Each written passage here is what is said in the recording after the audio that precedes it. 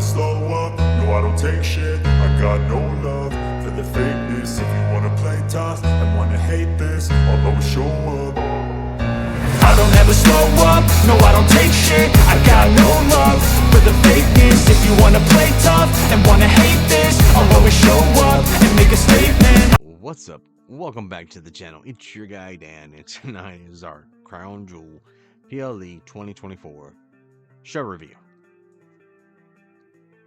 I was kinda entertained. Let's just be honest with each other.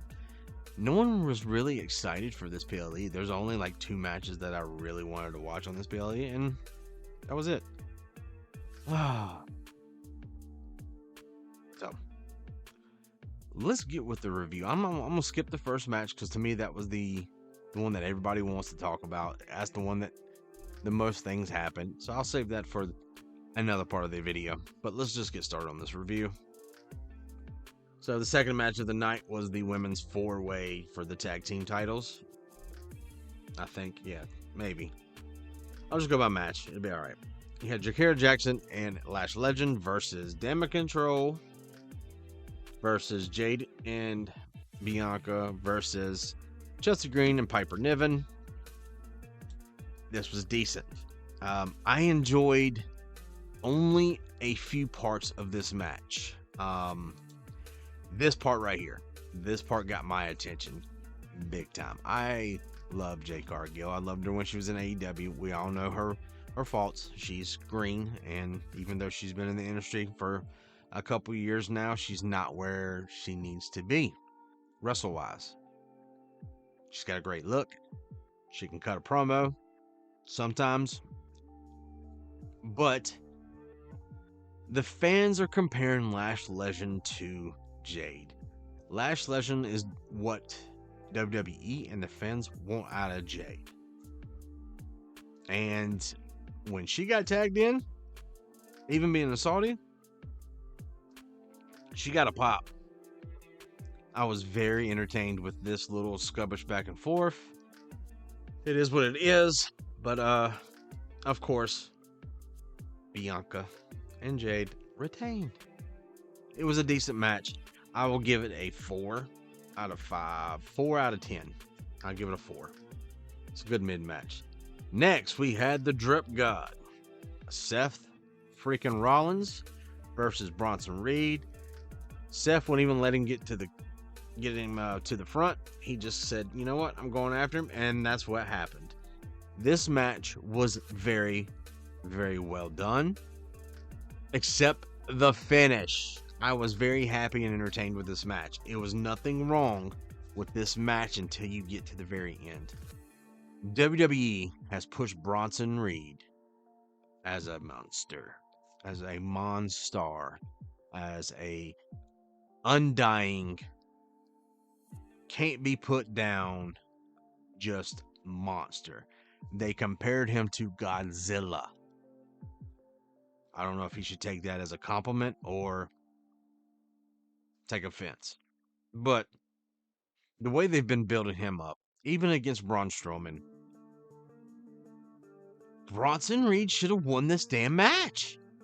And if you were going to have him lose in heel fashion, have him basically get disqualified. No, they let him get beat, and it was kind of clean. It was a kind of clean, kinda. Yeah, Seth was able to do a curb stomp. He did a drop toe hold. Bronson Reed hit his head on the stairs, and he busted himself open. But it still took him 3 damn curb stomps to get put down. And then even then, after that, he got back up. They did a good part of the monster and getting down part, but they should have never, ever let Seth pin him clean. It should have been a DQ or a referee stoppage. That's what should have happened. They did not do that, and I'm kind of confused where we go from here with Seth and Bronson. I know they're going to have a clapback. I know it's going to be Bronson probably going to end up murdering Seth, and to me, Seth should not have won. I'm sorry, I don't agree with that. Next match, excuse me, we got Nia Jax versus Liv Morgan for the Crown Jewel Women's Championship. And I like this. I know my head's in the way. Maybe if 91 days as champion. She's 3-1 against Liv Morgan. And this is her 4th career match in Saudi. I liked how they were doing these factoids. I really did. I enjoyed it. Liv Morgan, Women's World Champion. Oh, at King and Queen of the Ring and Jihad in May. She has been champion for 161 days. Has not lost a match, one-on-one match since March. That's a bullshit lie. She's been helped every match since March. Whoa. I don't know what that's about. Hang on. I guess it's my timer. I don't know. This is her 3rd career match in Saudi. This match was not bad. I hate that championship. There was some fuckery. We got some fuckery. Tiffy did come down. She was trying to cash in on Liv. Raquel came in there. She grabbed the briefcase. There was some fuckery there. Then they're on all three. It was Raquel, Liv, and Tiffy on the outside, and they had Tiffany against the barricade. And Nia had enough of everyone's shit, and she just plowed into them. So, of course, Tiffy got hurt. They got hurt. You could tell Nia was not in a fucking mood at all. But due to some interference and fuckery, Liv Morgan is your women's Crown Jewel champion. The belt was bigger than her. We'll get back to that in a minute. Then we had Kevin Owens versus Randy Orton. I understand why we're having this. This is a gateway to Cody. This is a gateway probably to the Bloodline and Sami. I wanted Kill Sting Kill. I wanted Kevin Steen back. The one that I fell in love with in the Indies and right when he got to NXT. The ruthless, doesn't give a damn, I will murder you, Kevin Steen. We didn't got that. We got PG-13 Kevin Owens. That was just upset. This match was never started. It never happened. Ever. Randy Orton is the longest tenured active male superstar. It means he is the guy. He is the Undertaker. He has the most experience and time on the roster right now than anyone. And he's not that young. He's not that old. That says something. But he's been in wrestling forever. His last one-on-one match against Kevin Owens was in 2002, 2 years ago, which was the whole pandemic issue area. This is his 8th career in Saudi. We all love Randy Orton. We do. I do. We know what's going to happen. His next little feud is going to be for Cody. We know that's going to happen. But this didn't happen. Kevin Owens brought in chairs, all this good stuff. Then the back teamed it out. You had Pierce, you had Nick Aldis, you had them all come down. And then this time around, Pierce got the RKO. Kevin Owens did a jumping elbow dive.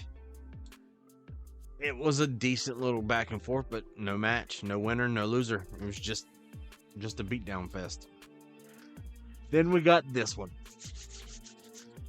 This match was entertaining, but I just didn't like LA Knight being involved in it, to be honest with you. I'm not really truly an LA Knight fan. I get where his stuff comes from. I enjoyed Eli Drake in TNA. I really did. But LA Knight, not so much. Just saying. I do like Carmelo. I love Melo. He's a good guy. I like him. And then we have Andrade. LA Knight has been 91 days. This is his 5th defense. And this is his 3rd time in Saudi. This was a great match. They had some good spots. I enjoyed it. I really, really did. It was some good shit, but of course, don't really care one. Yeah. Then we got the last match of the night, and then after this match, I'm gonna go to the Roman and Bloodline stuff. Gunther has done. He's been champion for 91 days. He is the longest reigning Intercontinental Champion of all time. That is a pretty good stat. He won the King of the Ring in 2024 in Jihad, which was against Randy Orton in a fuckerish. This match was actually well done. Next we had Cody come out. 209 days as champion. He is your 23 and 24 Royal Rumble winner. He eliminated Gunther from both 2023 and 2024 Royal Rumble. So him and Gunther forgot some little to him. The match was a basic Cody and Gunther match. Cody got some stuff in. Gunther looked good. They both looked strong. It was well put together. Cody did his crossroads, jumped on the rope to go do a Cody cutter. Gunther caught him. And Cody did what Cody does. He found a way. 1, 2, 3. And Cody Rhodes is your Crown Royal. It's a Crown Royal. Sorry, Crown Jewel. I should tell you something. It should have been Crown Royal champion. Crown Jewel men's champion with Liv. So you got a baby face and a heel hugging each other, congratulating each other. Yeah, we all know it's fake, but at the same time, why are we doing this? Oh, yeah. So let's get back to the star of the show. The reason why 90% of us watched this program. We didn't know this was going to be part of the program till last minute. This is probably one of the matches that they demanded that we have on the show. And it is the Bloodline match, the 3-on-3, the 6-man tag match. You had Solo Sikoa, Jacob Fatu, and Tama Tonga with Tanga Loa on the outside against the original Bloodline. Jimmy, Jey, and Roman with nobody on the outside. And Solo got booed, and booed. They love Jacob. They fucking love Jacob. Everyone loves Jacob. I love Jacob. Then we got the noise. And from SmackDown, as bad as it was, I would figure that Jimmy would have his own music come out. Didn't happen. He came out to Roman's music. So Jimmy has already fell back in line and into his role as Roman's lackey.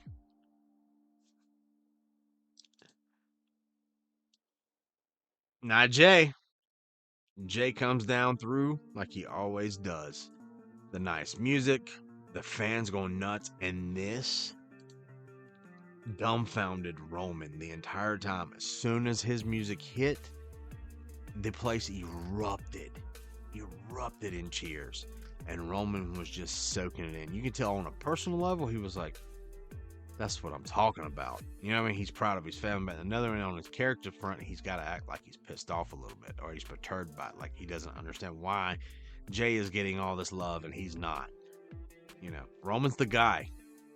Still the guy without the belt. Still the guy. So this was very evident from the beginning, and Solo picked up on this.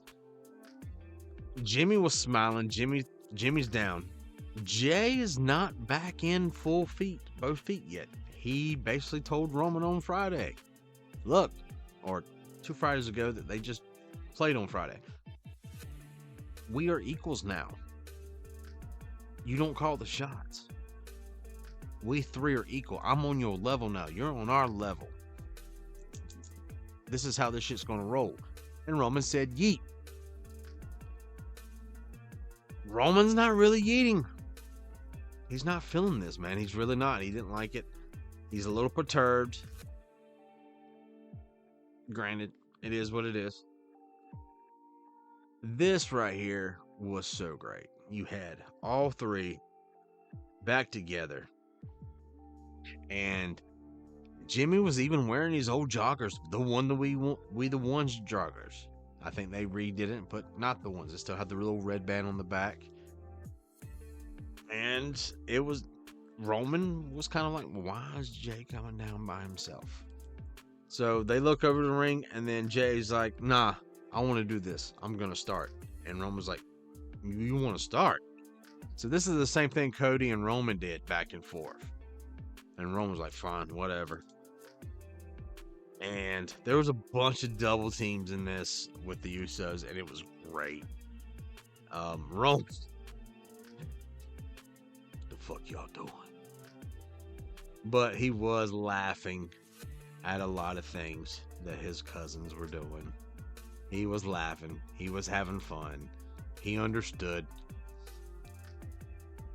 But then this happened, and the entire crowd kind of got behind, like, what in the world is going on here?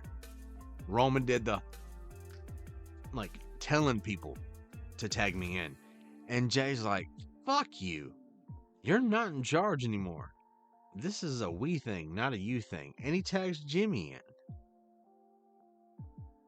Solo ate this up. He did. He ate this up. Just look at that. Jimmy, come on, bro. And he got pissed off when Jay was like, not happening. No, you're not here yet. When he finally did be able to get the tag in, it was at the very end of the match, and it was Solo and Roman back and forth. Roman was getting the better of him. Tanga came around. Roman pulled him into the ring, and he landed on the ref. Then everything went to shit. Everything went to shit. And Solo pinned Roman Reigns after 2 spikes to the throat. It was great. Solo hasn't got a big win in a while, and this is what I figured was going to happen. It's not what I predicted to happen. I predicted the other way around. I figured they would give the good guys a good welcome home team together, but I guess this is going to be part of the story where they have to fight through adversity against each other to get back to where they have to get on, like they have no choice but to be on the same page. But Solo started to do the chair thing like he was going to do a couple weeks ago, and somebody's music hit. Sami Zayn got a huge pop, and he came down, and him and Solo had a few words. Remember the last time we saw Sami Zayn? These two were in the parking lot talking nonchalantly. Solo is trying to welcome Sami into his bloodline. Aw. Sami went to go hug, gave him the old belly-to-belly half-man fisherman suplex. And then the fuckery began. Of course, they started beating down on him. And then this is the picture of the original bloodline. It is Jimmy, Jay, Roman, Solo, and Sami. Pause. I do not want Sami involved in this. I'm just letting that be clear. I do not want Sami on my screen, the bloodline, with this part. No. This should be a blood feud only. Should only be with should be with the real blood members. So it's like Zilla needs to come in, or Lance, or anybody. Right now, Sami could come in later, but right now, I get what they're doing. I just don't agree with it. And I'm allowed to have that conversation with myself. Roman went to go Superman punch him. At the same time, Sami went to go give a kind of a luva kick. Solo moved out of the way. Sami kicks Roman in the face. He kicks down. Jimmy gets in his face. Jay breaks him up. And that was it on that match. Like I said, this last match was probably the best match on the card as far as storyline goes, but the actual best, like, in-ring action. I enjoyed a lot of the matches. I really did. We knew what we were getting. And we pretty much called every match the same. I just got the bloodline one not correct. So it is what it is.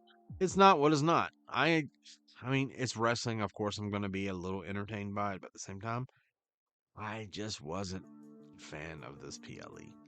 Now that it's done and over and said with, I'm looking forward to Monday night. I'm looking forward to Friday Night SmackDown. I'm looking forward to what's coming next. We've got a new story with the Bloodline now that they're throwing Sami in. We have a new storyline with Randy Orton and Kevin Owens. We don't know what's going to pop up with that. We don't know if Randy Orton's going to be out of a little bit and then KO and Cody go back at it. And then when Randy comes back, they're going to be putting a program with Cody. They're trying to pull Cody away from the Bloodline storyline, and I believe that's the way it should go. Cody does not need to be with the Bloodline right now. And it's pretty bad that Cody's going to end up being player 2 on all these stories. The draft doesn't make any more sense anymore. Now that Jey is back affiliated with the Bloodline or part of these things, you're going to see the Bloodline on Mondays and Fridays. They're going to do it for a rating spike. They're going to do it for storytelling. Because you got Jey and Sami on Mondays and you got Roman and Jimmy on Fridays. If I was Solo, I would recruit a couple more people that are just raw roster people. So that way I can control both shows. That's what I would do. If I was Roman and the Tribal Chief, that's what I would do. But I'm not. I know I'm getting on a rant, but I just wasn't a fan of this PLE. It was decent. I'm going to give the whole show as a maybe. If I'm being fair, a 6, but that is like me being overly generous with this. It really is.